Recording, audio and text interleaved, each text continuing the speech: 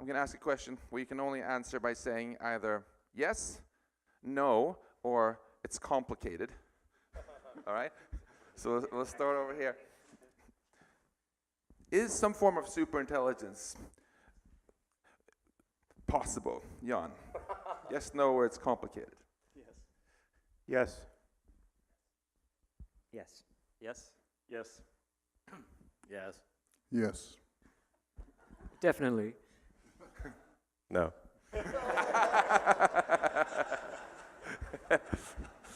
This was disappointing. We didn't find any disagreements. Let's try harder. Just because it's possible doesn't mean it's actually going to happen. So before I asked if superintelligence is possible at all, according to the laws of physics, now I'm asking, will it actually happen? Yes, no, or it's complicated? A little bit complicated, but yes. Yes, and if it doesn't, something terrible has happened to prevent it. That's what I meant. Yeah. Yes. Probably. Yes. Yes. Yes. Yes. No. Shucks, still haven't found any interesting disagreements. We need to try harder still. Okay. So you think it is going to happen, but would you actually like it to happen at some point? Yes, no, or it's complicated?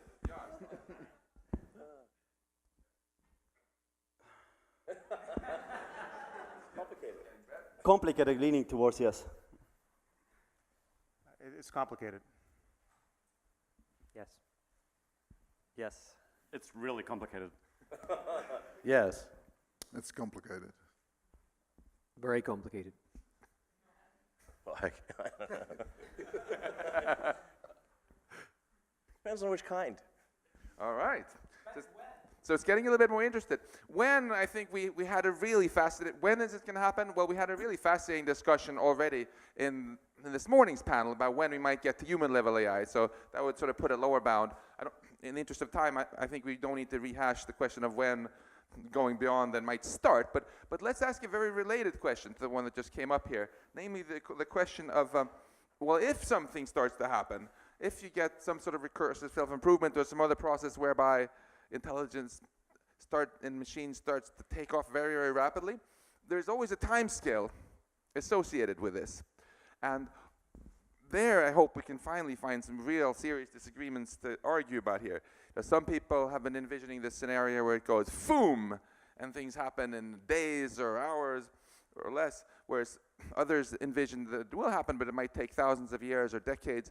So if you think of some sort of doubling time, some sort of rough time scale on which things get dramatically better, what time scale would you guess at, Jan? Starting now or starting with human level? No. So once we get to human level AI or whatever point beyond there or a little bit before there, where those of you where things actually start taking off, what is this sort of time scale? Any explosion as a nerdy physicist has some sort of time scale, right, on which it happens. Are we talking about seconds or years or millennia? I'm thinking of years, but it's important to act as if this timeline was shorter. Yeah, I actually don't really trust my intuitions here. I have intuitions that we're thinking of years, but I also think human level AI is a mirage. It's going to be suddenly better than human, but whether that's going to be a full intelligence explosion quickly, I don't know. I think it partly depends on the architecture that ends up delivering human level AI. So it's the kind of neuroscience inspired AI that we seem to be building at the moment that needs to be trained and have experience and other things to gain knowledge. It may be on the order of a few years, so possibly even a decade. I think some numbers of years are, but it could also be much less. But I would be surprised if it was much more. Yeah, potentially days or shorter, especially if it's AI researchers designing AI researchers. Every time there's an advance in AI, we dismiss it as, oh, well, that's not really AI. Chess, Go, self-driving cars. And AI, as you know, is the field of things we haven't done yet. That'll continue when we actually reach AGI. There'll be lots of controversy. By the time the controversy settles down, we'll realize that it's been around for a few years. Yeah, so related. I think we'll go beyond human capabilities in many different areas, but not in all at the same time. So it will be an uneven process where some areas will be far advanced very soon or already to some extent, and others may take much longer. What Bart said. I mean, I think if it reaches the threshold where it's as smart as the smartest, most inventive human, then, I mean, it really could be, I mean, a matter of days before it's smarter than the sum of humanity. So here we saw quite an interesting range of answers, and this I find is a very interesting question, because for reasons that people here have published a lot of interesting papers about, the time scale makes a huge difference, right? If it's something that's happening on the time scale of the Industrial Revolution, for example, that's a lot longer than the time scale on which society can adapt and take measures to steer the development, borrowing your nice rocket metaphor, Jan. Whereas if things happen much quicker than society can respond, it's much harder to steer, and you kind of have to hope that you've built in a good steering in advance. So in for example, nuclear reactors, we nerdy physicists like to stick graphite sticks in as moderators to sort of slow things down and maybe even prevent it from going critical. I'm curious if any one of you feels that it would be nice if this growth of intelligence, which you're generally excited about with some caveats, if any of you would like to have it happen a bit slower so it becomes easier for society to keep shaping it the way we want it. And if so, and here's the tough question, is there anything we could do now or later on when it gets closer that might make this intelligence explosion or rapid growth of intelligence simply proceed slower so we can have more influence over it? Does anyone want to take a swing at this? It's not for the whole panel, but anyone who...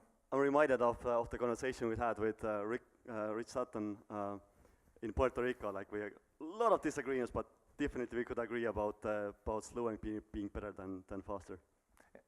Any thoughts about how one could make it a little bit slower? Well, I mean, the strategy I suggested in my talk was somewhat tongue-in-cheek, but it was also serious. I think this conference is great, and as technologists, we should do everything we can to keep the technology safe and beneficial. And certainly, as we do each specific applications, like self-driving cars, there's a whole host of ethical issues to address. But I don't think we can solve the problem just technologically. You imagine that we've done our job perfectly, and we've created, the most safe, beneficial AI possible, but we've let the political system become totalitarian and evil, either evil world government or even just a portion of the globe that is that way. It's not going to work out well. And so part of the struggle is in the area of politics and social policy to have the world reflect the values we want to achieve. Because we're talking about human AI. Human AI is, by definition, at human levels, and therefore is human. And so the issue of how do we make humans ethical is the same issue as how we make AIs that are human level ethical. Yeah, so what I'm hearing you say is that before we reach the point of getting close to human level AI, a very good way to prepare for that is for us humans in our human society to try to get our act together as much as possible and have the world run with more reason than it perhaps is today. Is that fair? That's exactly what I'm saying. Nick? Also, I just want to clarify again that when I asked about what you would do to slow things down, I'm not talking at all about slowing down AI research now. We're simply talking about if we get to the point that we're getting very near human level AI and think we might get some very, very fast development, how could one slow that part down? So one method would be to make faster progress now. So you get to that point sooner when hardware is less developed. You get less hardware overhang. However, the current speed of AI progress is a fairly hard variable to change very much because there are big forces pushing on it. So perhaps the higher elasticity option is what I suggested in the talk, to ensure that whoever gets there first has enough of a lead that they're able to slow down for a few months, let us say, to go slow during the transition. So I think one thing you can do, I mean, this is almost in the verification area, is to make systems that provably will not recruit additional hardware or redesign their hardware so that their resources remain fixed. And I'm quite happy to sit there for several years thinking hard about what the next step would be to take at that point. But it's trivial to copy software. Software is self-replicating and always has been, and that I don't see how you can possibly stop that. I mean, I think it would be great if it went slow, but it's very hard to see how it does go slow, given the huge first mover advantages in getting to superintelligence. So the only scenario I see where it might go slow is where there's only one potential first mover that can then stop and think. So, you know, maybe that speaks to creating a society where, you know, AI is restricted and unified, but without multiple movers. Yeah, Demis, so your colleague Shane Legg mentioned that one thing that could help a lot here is if there's things like this industry partnership and a sense of trust and openness between the leaders, so that if there is a point where one wants to... Yeah, I do worry about you know, that scenario where, you know, I think I've got you know, quite high belief in you know, in human ingenuity to solve these problems given enough time. The control problems and other issues, they're very difficult, but I think we can solve them. The problem is will there, you know, the coordination problem of making sure there is enough time to slow down at the end, and, you know, let Stuart think about this for 5 years. But what about, you know, he may do that, but what about all the other teams that are reading the papers and are not going to do that while you're thinking? You know, and this is what I worry about quite a lot, because it seems like that coordination problem is quite difficult. But I think as a first step, maybe coordinate, you know, things like partnership and on AI, you know, the most capable teams together at least agree on a set of protocols or safety procedures or things, you know, agree that maybe, you know, we should verify these systems and that is going to take 3 years and we should think about that. I think that would be a good thing. I just want to caveat one thing about slowing and versus fast progress is, you know, it could be that, imagine there was a moratorium on AI research 50 years, but hardware continued to accelerate as it does now. We could, you know, this is sort of what Nick's point was, is that it could be a massive hardware overhang or something where then AI actually, many different approaches to AI, including seed AI, self-improving AI, all these things could be possible. And, you know, maybe one person in their garage can do it. And I think that would be a lot more difficult to coordinate that kind of situation. So I think there's some argument to be made where you want to make fast progress when we're at the very hard point of the S-curve, where actually, you know, you need quite large teams, they have to be quite visible, you know who the other people are, and, you know, in a sense, society can keep tabs on who the major players are and what they're up to. You know, as opposed to a scenario where, say, in 50 or 100 years' time, when, you know, a kid in their garage could create a seed AI or something. Yeah, Bart, one last comment on this topic. So since I think that this process will be a very irregular process, and some tasks will be far advanced and other tasks will be going quite slow, I'm sort of hoping that when society sees something like fake video creation, or where you create a video where you have somebody say made up things, and that society will actually realize that there are these new capabilities for the machines, and we should start taking the problem as a society more seriously before we have full and general AI. We'll use AI to detect that. So you mentioned the word worry there, and you, Nick, went a bit farther. You had the word doom written on your slides 3 times. No wonder there was 1 star on Amazon, and I rated it. And that it was even in red color. I think it's just as important to talk about existential hope and the fantastic upside as downside, and I want to do a lot of that here. But so let's just get some of those worries out of the way now, and then return to the positive things.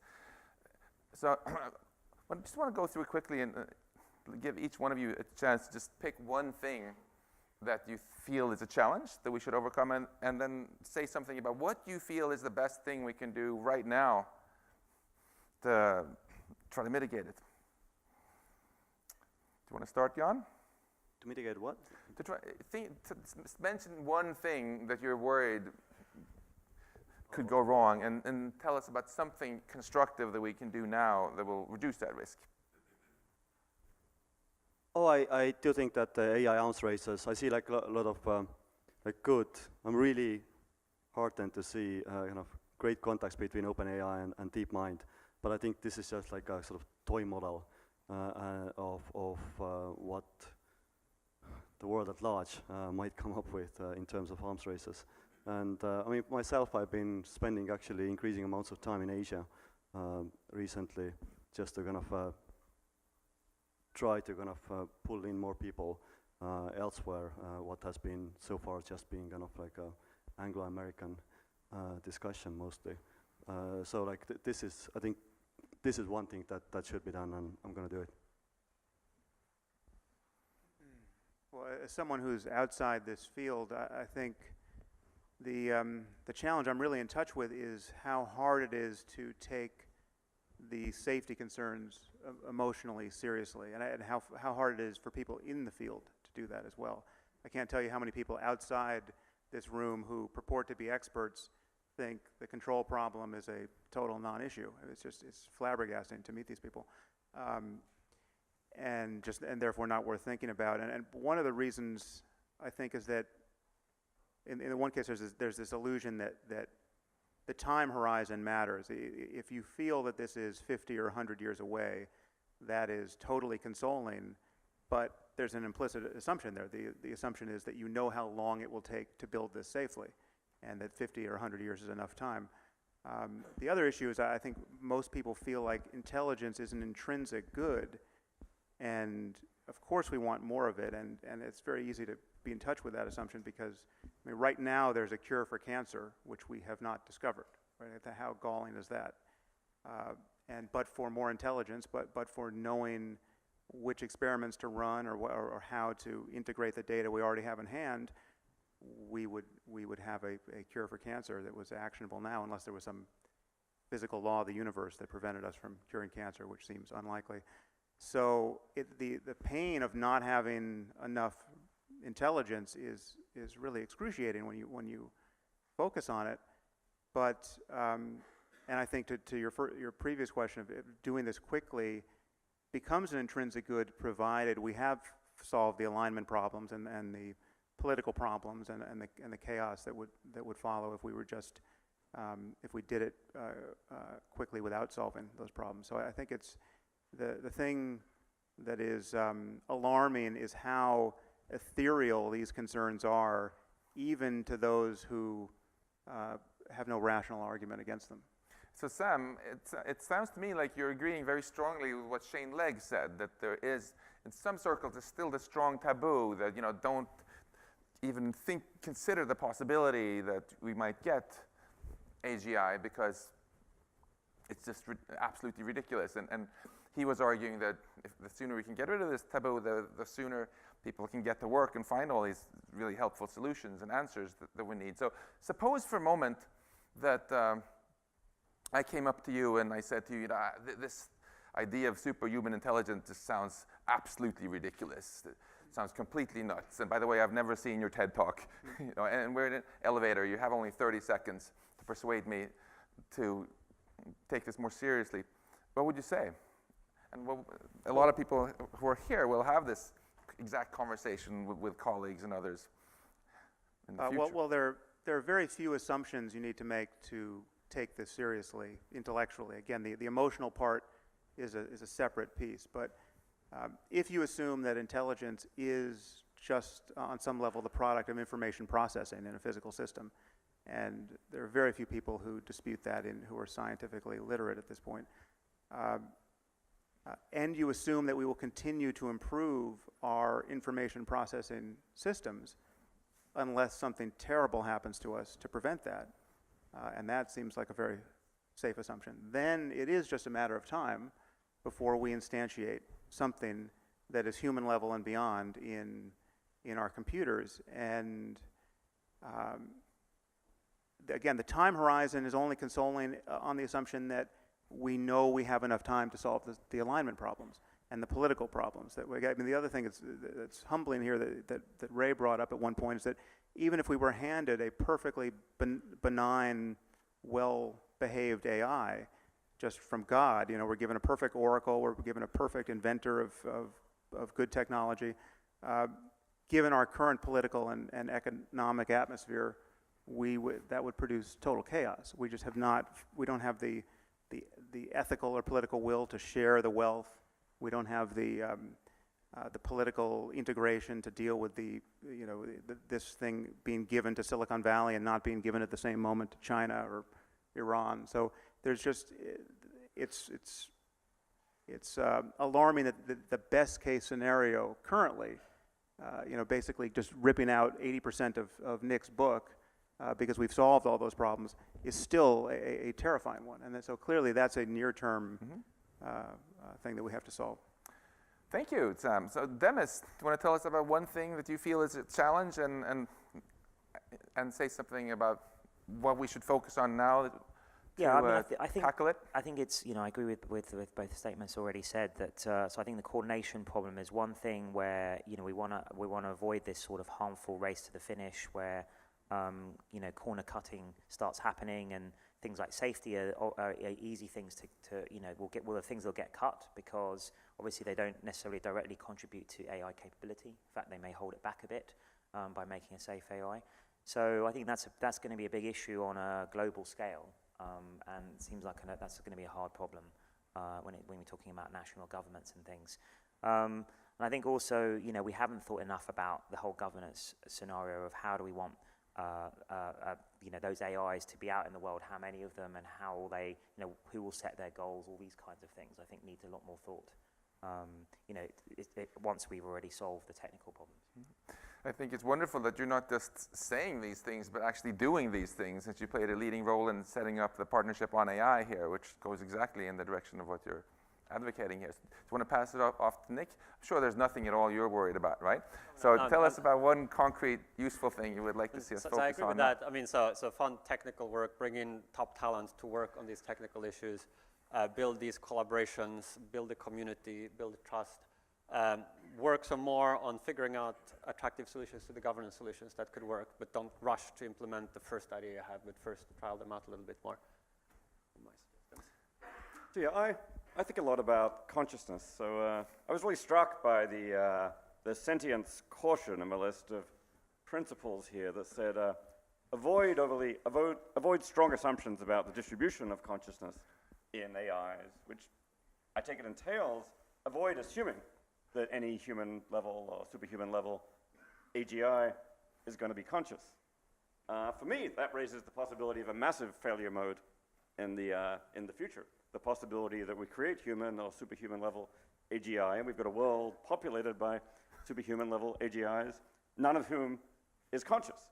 And that would be could potentially be a world of great intelligence, no consciousness, no subjective experience at all. Now, I think many, many people, and for a wide variety of views, take the view that basically subjective experience or consciousness is required in order to have any meaning or value in your life at all. So therefore, a world without consciousness could not possibly be a positive outcome. Maybe it wouldn't be a terribly negative outcome. It would just be a zero outcome and among the worst possible outcomes. So I worry about avoiding that outcome. Now, as a matter of fact, I'm fairly optimistic about the possibilities that AIs of various kinds will be conscious. But insofar as this community is making that assumption, I think it's important to actually think about the question of, in creating AGIs, are we actually creating conscious beings? I think one thing that we ought to at least consider doing there is given that we don't understand consciousness, we don't have a complete theory of consciousness, maybe we can be most confident about consciousness when it's similar to the case we know about the best, namely human consciousness. So therefore, there's maybe an imperative to create human-like AGI in order that we can be maximally confident that there's going to be consciousness. So what I hear you say is that when you have a nightmare about the zombie apocalypse, you're not thinking about some silly Terminator movie, but you're thinking about this problem. We upload ourselves, do all these wonderful things, but there's no one home. Is that fair to say? I mean, this is a different kind of existential risk. One kind of existential risk is there's no humans, there's AIs. And some people might say, well, that's okay, there are successes. Yeah. A much worse existential risk is there are no conscious beings in our future. So I'll make a confession. So Shane Legg mentioned that there's been this strong taboo about talking about the possibility of intelligence getting very advanced. It's clearly also been a strong taboo for a long time to mention the C word. In fact, before the conference, when we got all these responses on the first round of the principles, guess which one was ranked last? It got huge amounts of -1 ratings. That was the one with consciousness. So we changed it to It was terribly sentience stated. and stated it better, and then it got stated it's still better at lunch, and it's still rated last. So that's why, even though I personally share your interests in this a lot. 88% of people agreed to the sentience quotient. But not 90, so that one also fell off the list here. So maybe that's another taboo you can personally help us shatter so people think about that question more. Ray, anything you're concerned about, and any advice? This wasn't what I was going to say, but just to respond, a converse concern is we create AGIs. Everybody assumes that, of course, it's just a machine, and therefore it's not conscious, but actually it is suffering, but we don't look out for its conscious subjective experience because we are making the wrong assumption. But what I did want to say was there are 3 overlapping revolutions that people talk about: GNR, genetics, biotech, nanotechnology, and robotics, which is AI. And there are proposals. There was the Elon conferences done here decades ago for biotech that have worked fairly well. There are similar proposals for nanotechnology. There's a difference with AI in that there really isn't a foolproof technical solution to this. You can have technical controls on, say, nanotechnology. One of the guidelines is it shouldn't be self-replicating. It's not really realistic because it can't scale to meaningful quantities without being self-replicating. But you can imagine technical protections. If you have an AI that's more intelligent than you and it's out for your destruction or it's out for the world's destruction and there's no other AI that's superior to it, that's a bad situation. So that's the specter. And partly this is amplified by our observation of what we as humans, the most intelligent species on the planet, have done to other species. If we look at how we treat animals, people are very like their dogs and pets, but if you look at factory farming, we're not very benign to species that are less intelligent than us. That engenders a lot of the concern we see, that if there's a new type of entity that's more intelligent than us, it's going to treat us like we've treated other species. So that's the concern. I do think what we're doing at this conference is appropriate. I wanted to mention that I think we should publish these guidelines the way the Elon guidelines in biotech were published decades ago, and then you can have an opt-in, opt-out, but I think we should actually say we had this conference and the AI leadership community has come up with these guidelines, and people can respond to them and debate them, and then maybe at the next conference we'll revise them. The Elon biotech guidelines have been revised many times, but I would advocate we actually take a stand and put forth these guidelines, and then let the whole community at large debate them, and have them guide our research. It's actually worked quite well in biotech. Bart? Okay, yeah, so let me give a little different perspective. So one concern I have at a high level is these machines become really smart, or even in certain areas, can humans still understand what decisions that they suggest or that they make? And I work in the field of automated reasoning, where we have significant advance last 2 decades, going from problems with a few hundred variables to problems with millions of variables being solved now quite routinely. And there was a sense in the community, well, that we're getting answers from these reasoning engines, mostly hardware, software verification problems, but humans can no longer understand these answers. In the last few years, people have actually discovered that you can use the machine to generate explanations for their answers that are, again, human understandable. So I see sort of a glimmer of hope that maybe even if we have much less intelligence, we may be able to understand solutions that machines find for us, and we could not find these solutions, but they may be able to provide explanations that are accessible to us. So that's a little positive note. Thank you. Stuart? So there are two things that keep me awake at night, other than email. So one is the problem of misuse and bad actors. To take an analogy, it's as if we were building nuclear weapons and then delivering them by email to everybody on the planet, saying, here's a toy, do what you want. How do we counter that? I have to say, I don't really have a good solution. I think one of the things we have to do is to make designs for safe AI very clear and simple, and sort of make it unthinkable to do anything other than that, right? Just like it's unthinkable to have a program with an infinite loop that produces a spinning pizza of death on your, oh, sorry. Well, it's unthinkable to have a buffer overflow that allows your software to be hacked into. The other thing that keeps me awake is actually the possibility that success would lead to sort of AI as a helicopter parent for the human race that would sort of ossify and gradually enfeeble us. So then there would be no point at which it was obvious to us that this was happening. And I think the mitigation, which you asked for to look on the bright side, is that in some sense the meta value of human evolvability, right, the freedom to change the future, is something that the AI needs to adopt. And in some sense, that would result eventually in the AI receding into the background and saying, okay, now I've got you through your adolescence. Now it's time for the human race to grow up, now that we have the capabilities to eliminate scarcity, to eliminate needless conflict and coordination failures and all those things that we suffer from right now. So I could imagine a distant future where, in fact, AI is perhaps even less visible than it is today. Great. Finally, you, Elon, as far as I know, never ever expressed any concerns about AI, right? I'm just wondering if It'll be fine. if there is any concerns you, in particular, any concerns that where you see there's a very clear thing we should be doing now that are going to help.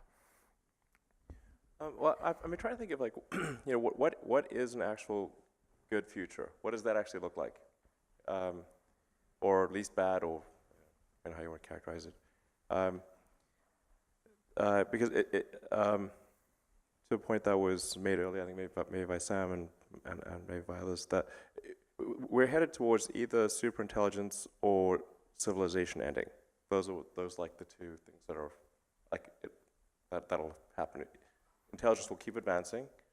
The only thing that would prevent it from advancing is something that puts civilization into stasis or destroys civilization.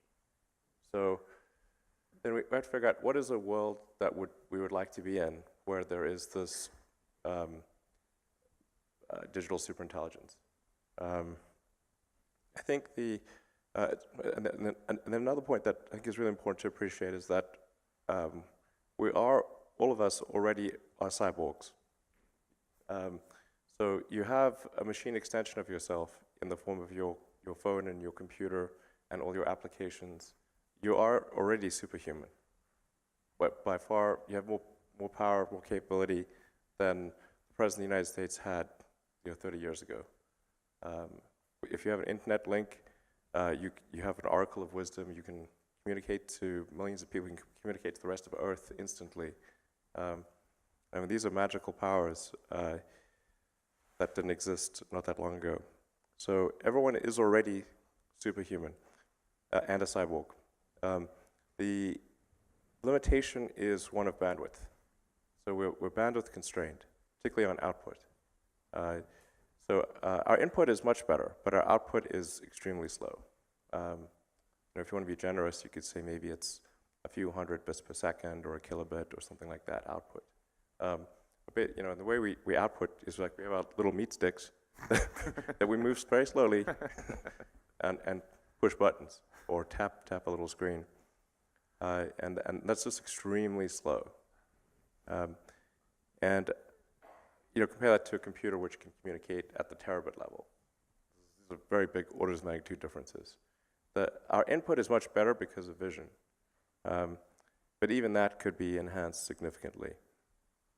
So I think that the two things that are needed for a future that we would look at and conclude is good, most likely, is we have to solve that bandwidth constraint with a direct neural interface.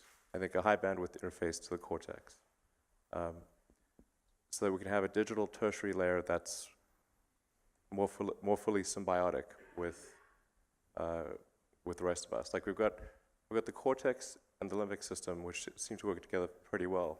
They've got good bandwidth, whereas the bandwidth to our digital tertiary layer is weak. So I think if we can solve that bandwidth issue, and then AI can be widely available. The analogy to nuclear bombing is not exactly correct. It's not as though it's going to explode and create a mushroom cloud. It's more like if there were just a few people that had it, they would be able to be essentially dictators of Earth, or whoever acquired it, and if it was limited to a small number of people, and it was ultra smart, they would have dominion over Earth. So I think it's extremely important that it be widespread, and that we solve the bandwidth issue. And if we do those things, then it will be tied to our consciousness, tied to our will, tied to the sum of individual human will, and everyone would have it. So it would be sort of still a relatively even playing field. In fact, it would be probably more egalitarian than today. Great, thank you so much. That's in fact the perfect segue into the last question I want to ask you before we open it up to everybody.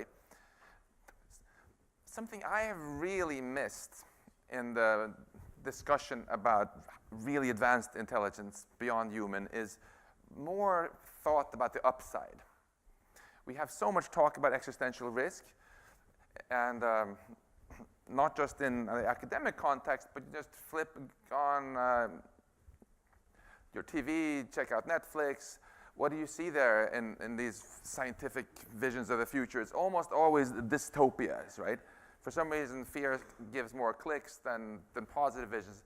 But if I have a student coming into my office at MIT asking for career advice, the first thing I'm going to ask her is, where will you want to be in 20 years? And if she just says, well, maybe I'll get cancer, maybe I'll get run over by a bus, that's a terrible way to think about career planning, right? I want her to be on fire and say, my vision is I want to do this. And here are the things that could go wrong, and then you can plan out how to avoid those problems and get it. I would love to see more discussion about the upsides, the futures we're really excited about, so we can not just try to avoid problems for the sake of avoiding problems, but to get to something that we're all really on fire about. So to start off, I'll just tell you something that makes me really excited about advanced artificial intelligence. Everything I love about civilization is the product of intelligence.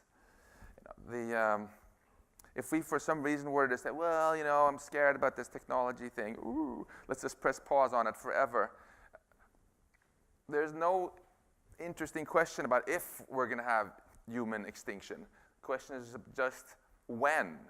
Is it going to be a super volcano? Is it going to be the next dinosaur killing class asteroid? The last one happened 60 million years ago, so how long is it going to be? Pretty horrible future to just sit and wonder when we're going to get taken out here without the technology, when we know that we totally have the brain power to solve all these problems if we proceed forward and develop technology. So that was just one thing that makes me very excited about moving forward rather than pressing pause. I want to just ask the same question to all of you guys in turn. So tell us just pretty briefly about something that you are really excited about, some future vision you imagine with very advanced artificial intelligence that you're really excited about, that you would like to see. Jan. So I want to be careful when I imagine concrete fruits of AGI. Like on a meta level, I think or as a first approximation, I think we should just maximize the amount of fun and minimize the amount of suffering. I think Eliezer has written a sequence called Fun Theory, where he points out that people have been horrible imagining and very kind of unimaginative imagining paradises of various sorts. They're just like really boring places, actually, when you think about them. I think Eddie Izzard has this sketch where he says, like, it was hard to spend like one weekend with my relatives. Like, imagine spending like eternity with your dead relatives. So, like, I think we should like kind of be concerned about side effects and try to kind of capture dynamics of improvement and basically go from there. Make sure that we kind of adjust the trajectory as we get smarter and more grown together. Great, thank you, Jan. Sam, what do you get excited about? Well, strangely, what excites me is really just abuts the parts that scare me the most. I think what is nice about this conversation, in particular about the alignment problem, is that it's forcing us to realize that there are better and worse answers to questions of human value. And as someone said, perhaps at this last meeting in Puerto Rico, that we really have to do philosophy on a deadline. And we have to admit to ourselves that there are better and worse answers, and we have to converge on the better ones. And what would excite me about actually the birth of superintelligent AI, one of the things, apart from solving obvious problems like curing disease and energy issues and all the rest, but is perhaps differs a little bit with what Stuart said. I'm not so worried about idiocracy or all of us just losing our way as apes and living unproductive lives in dialogue with these oracles. I think actually I would want a truly value-aligned superintelligence to incrementally show us, not merely conserve what we want, but show us what we should want, to keep improving our values so that we can navigate in the space of all possible experiences and converge on better and better ones. Thank you, Sam. What about you, Demis? So, I mean, obviously this is why I spent my whole career working on this, is that I think if we do this right, it's going to be the greatest thing ever to happen to humanity, and in some ways, I think, unlock our full potential. I mean, I've talked a lot about, in all my talks, about using it as a tool to help us make science and medical breakthroughs faster. I think that's an obvious one. But sort of taking that longer term, one reason I got so into AI is that, like probably many of you in this room, you know, I'm interested in the biggest questions of why we're here, understanding our minds, what is consciousness, what's the nature of the universe, what's our purpose. And if we're going to try and really grapple with any of those questions, I think we're going to need something like AI, perhaps with ourselves enhanced as well, and I think you know, in that future world, we'll have a chance to actually find out about some of these really deep questions. You know, in the same way we're finding out with AlphaGo just about Go, but what if we could do that with all of science and physics and you know, the biggest questions in the universe? And I think, you know, that's going to be the most exhilarating journey of all, to find that out.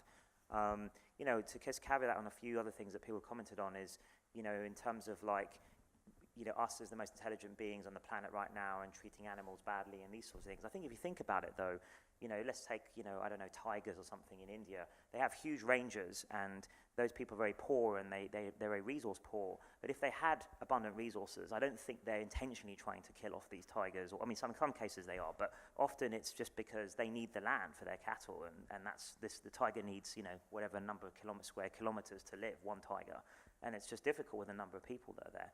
So I think if we solve the kind of abundance and scarcity problem, then I think that opens up, you know, I think a lot of conflicts, both, you know, between humans as well as to do with resource scarcity at the heart of it. So I see, you know, if we can solve a lot of these problems, I can see a much better future. Great.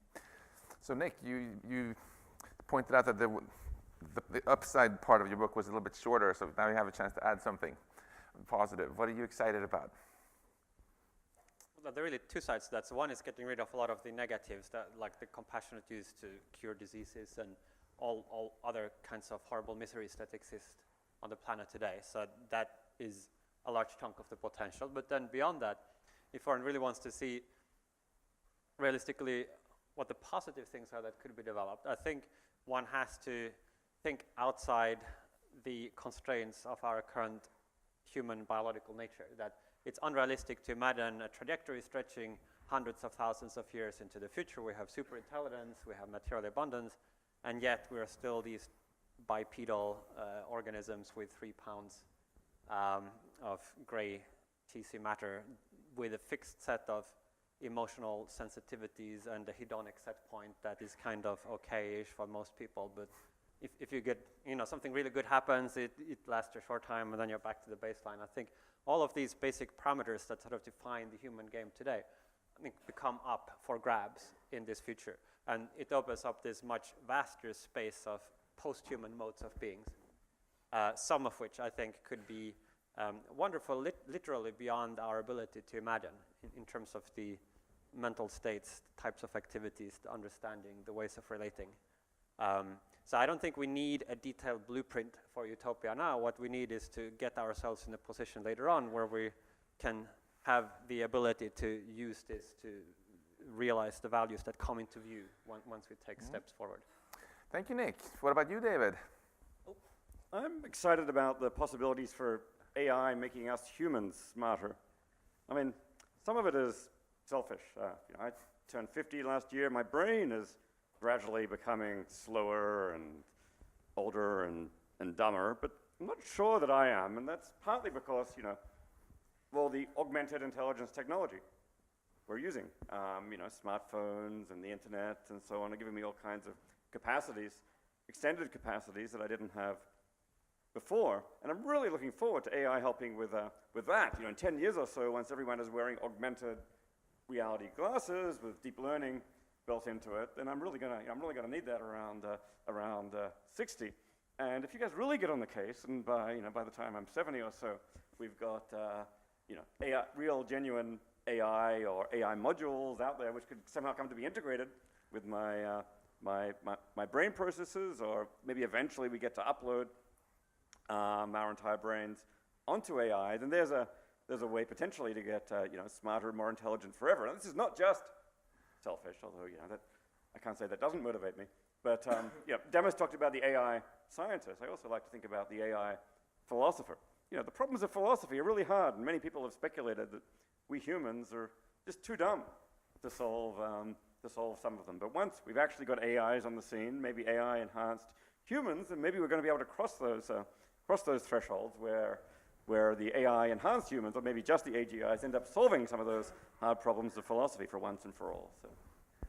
Great. Ray, you have been a true pioneer in articulating positive visions of the future in your writings. So if you would pick the one that you're most excited about now, what would that be?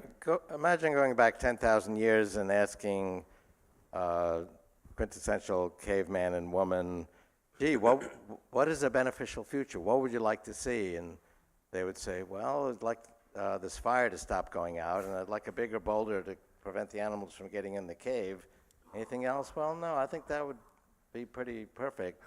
Well, don't you want a better website and apps and search engines? And imagine going back 2 million years ago and talking to primates, if you could do that, and saying, isn't it great? The frontal cortex is coming, and we're going to have additional neocortex and hierarchy. And they said, well, what's the point of that? And say, well, you'll have music and humor. And their answer would be, what's music? What's humor? So they couldn't imagine concepts that they couldn't imagine. And by analogy, I think we will have new phenomena that are as profound as music and humor. We could call it more profound music and will be funnier, but I think it'll be as profound as these great leaps that evolution has brought us, because we will become profoundly smarter. And if music and humor are up here and we go to even higher levels of the neocortex, we're going to have more profound ways of expressing ourselves. And once we have that, we would not want to go back. What about you, Bart? Well, I pretty much agree with that. We can't really predict much in advance what we would like to have. For myself personally, I see the developments in mathematics and discovering and science and discovery, and computers are just the hybrids of human computers there is quite incredible, and makes what we do much more exciting. So I think that will be in the near future the first thing. Great. And what about you, Stuart? Well, so like Jeffrey Sachs, I think that for many of us, and probably like the caveman, that for many of us life is pretty amazing, and for many more of us it isn't. And I think the best thing that AI can do, the big upside, is actually to fix the latter problem. I mean, I love Nick's feeling that there are higher states of being that are so far above our current pretty good that balances out all the pretty bad that a lot of people are suffering. But I really think the emphasis should be on the pretty bad and fixing it. And eliminating, so Demis was reading my notes apparently from across the room, but eliminating the scarcity basically eliminates the need for people to act in a zero-sum fashion, where they can only get by making it less possible for someone else to get by. And I think that's the source of a lot of the nastiness that Jeffrey mentioned earlier. So I think that would be my main upside, and not having to read so much email. That would be the second one. And for you, Elon, you've never articulated any visionary ideas about the future, as far as I know, either. What about now? I think I just, I have thought about this a lot, and I think it just really just comes down to two things, and it's the solving the machine brain bandwidth constraint and democratization of AI. I think if we have those two things, the future will be good. There's a great quote by Lord Acton, which is that freedom consists of the distribution of power and despotism in its concentration.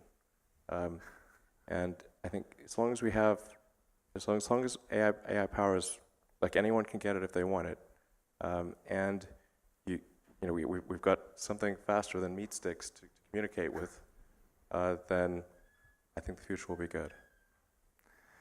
Fantastic.